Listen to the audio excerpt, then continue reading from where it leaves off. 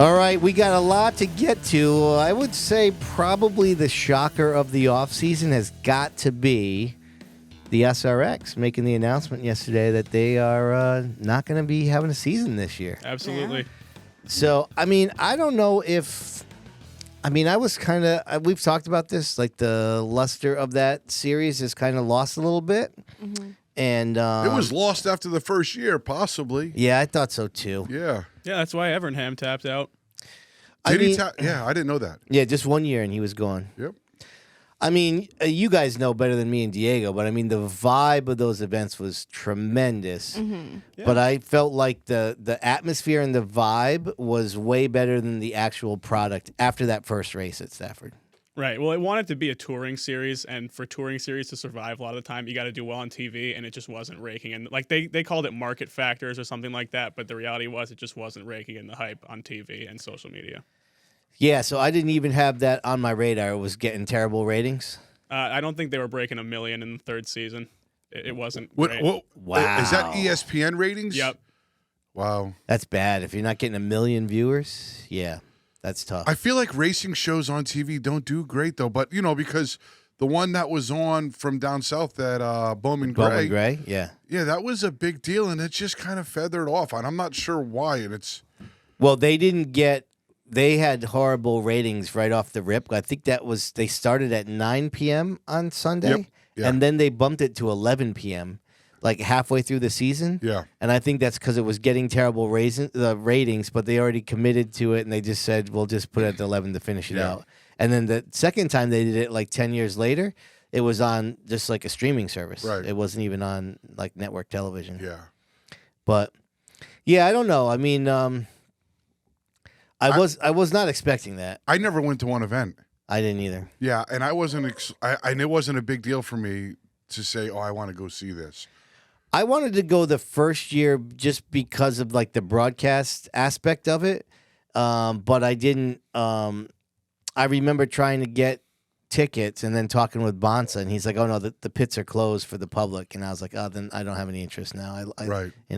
But then I watched it on TV, and I thought, "Oh wow, this is actually looks like it's a pretty cool." The atmosphere. only excitement for me as a fan watching it on TV was Paul Tracy wrecking everybody. Yeah, and they got rid of him. And they got rid of him. right?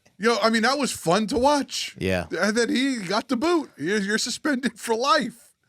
Plus, it didn't really turn out to be like that first race was Colby racing against them. He won. And I thought that was the whole thing of that series was like, we're going to travel around the country and give a hometown star a chance to race with these legends. And they obviously, the best that it could have been was that first race. It never really got to that afterwards. Yeah, but that probably doesn't pan out for national television. Yeah, probably not. Right? They don't care. Do you think it had anything to do with the look of the cars? I don't. They looked know. weird They to were me. a little weird looking. They but were they weren't little? that bad. I mean, They had like the 1960 Charger rear Yeah. fin on the back. I of thought them. it looked kind of cool. It wasn't like a horrible. Yeah, I don't design. know. I thought they were ugly. Me too. They Yeah. don't relate to a race car to me. Right. Like if I think of modern day race cars or stock cars, that's not what I think about. Right. Yep. I mean, I'm not trying to knock the series. Obviously they got a ton of money involved. Somebody along the line, all the people that are part of that SXR on the backside. How about all the tracks like Stafford and Thunder Road? Oh yeah, Thunder Road got hosed in this. 'Cause- Yes. they really did. Yeah, they got hosed. I feel bad for all of them guys. Yeah. It's part of business and it's a chance you take, I think. But Well, Thunder Road, you have to think that these. why did Thunder Road get hosed so bad? So last year The flood. they The flood. right? Yep, So yep. whatever. I'm assuming they're spending tens of thousands of dollars in promotion for that event, Oh, yes. and then they didn't get it. Yes. And they already started promoting that event again this year, and now they canceled the series. So I mean, I don't know this for sure. I'm just speculating, but I'm guessing that they've probably spent tens of thousands of dollars over the course of 2 years and never had a single event at their Right. track. I mean, that's Yeah, a lot of that's- money yeah. for a short track. Yeah, in that New England. sucks. That's a lot of money. That sucks. Yeah. So I just find it odd that, like what you're saying, Rob, if it's a ratings kind of thing, Yeah, I just looked up the actual stats on it too. yeah, They got 395K viewers on main ESPN. Oh, that's and they were averaging like over 1 million in the previous year on CBS. So it was a Right. huge ratings fall off. Why do you think that was? I'm not sure. The network change definitely had something to do with it. Do you know, think sure. it's because it was every Thursday night? No, because I mean it was only, what do they have, like a 6-race schedule? Yeah, So it it's was during the summer. yeah, it's like a limited series. It's not. Yeah. But the drop to CBS to ESPN definitely had something to do with it for sure. I mean, ESPN is in every household, but it's still not major network TV. That still does matter. And but I mean, those are terrible numbers without a doubt. But why did they even say they're going to have a series this year? Yeah. Right. It was really weird. If you followed their social media, the previous day they were tweeting like everything was just fine, and then they dropped it like 8 hours later that they weren't going to have a season. It really seemed like it was out of the blue for most of the staff. Yeah. Yeah, So- maybe the money man behind the scenes just I was just said, going to say maybe "That's it. sponsors dropped out. That's it." And You said know- we're not sponsoring a $395,000 viewer, Yeah. viewed product. Yeah, that's unfortunate. I mean, listen, kudos to them for trying to put something different on the market.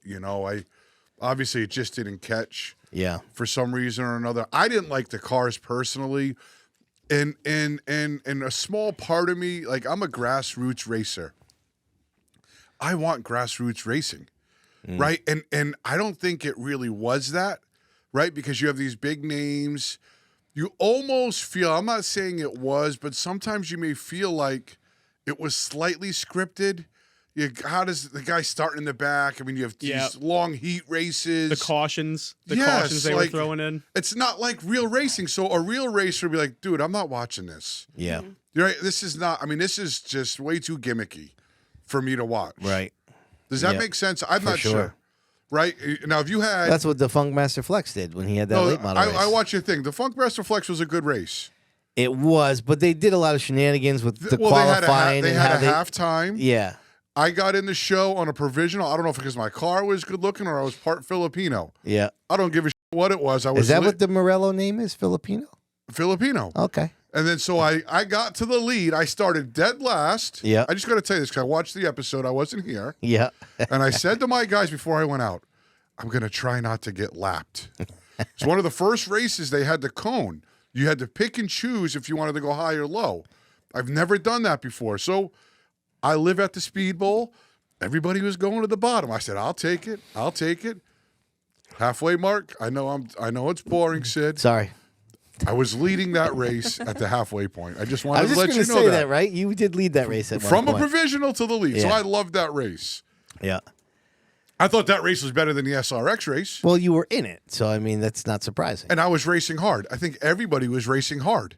Well, I think these guys are racing hard. You don't think I do too. But my point is if there were that- like, yeah, there was something fakakta if they all about got it. in late models and they built these badass late models and everybody got in and everybody can associate the car with cars they see on their home track every day Right. or something, it may have been a little different. No, I right? hear you.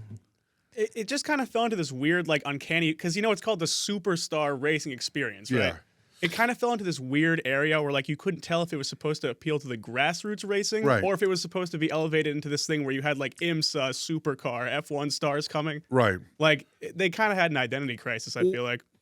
They did. Or the person that doesn't watch racing that's watching Yeah. it, they don't fully, it's not what happens every day at the racetrack. Yeah, and I'm not gonna like diss them completely because Yeah. they put on, from the races I saw at Stafford, they did put on a pretty entertaining product, at least from the stands, but they had some issues to figure out. I don't mean to come across like that either because I don't want to, but I had not a lot of interest to go watch them. So I would come home from dinner every Thursday night, pop it up on my TV though, Right. and I would watch.